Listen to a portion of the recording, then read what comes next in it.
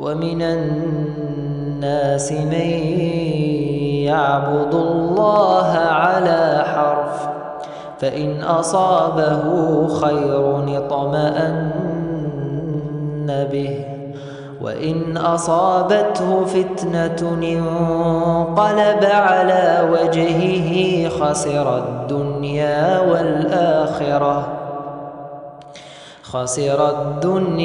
والآخرة، ذلك هو الخسران المبين.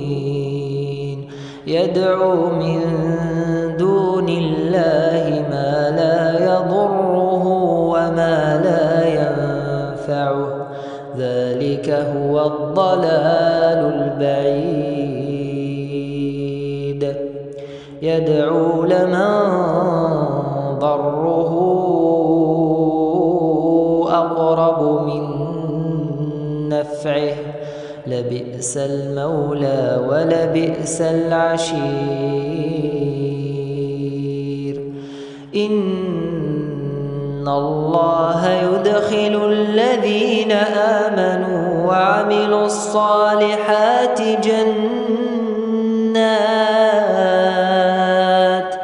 جنات تجري من تحتها الأنهار.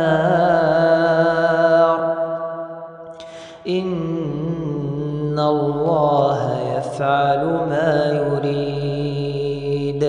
من كان يظن أن لن ينصره الله في الدنيا والآخرة فليمدد بسبب إلى السماء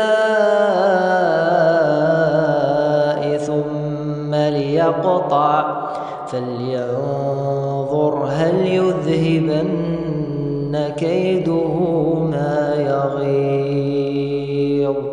وكذلك أنزلناه آيات بينات وأن الله يهدي من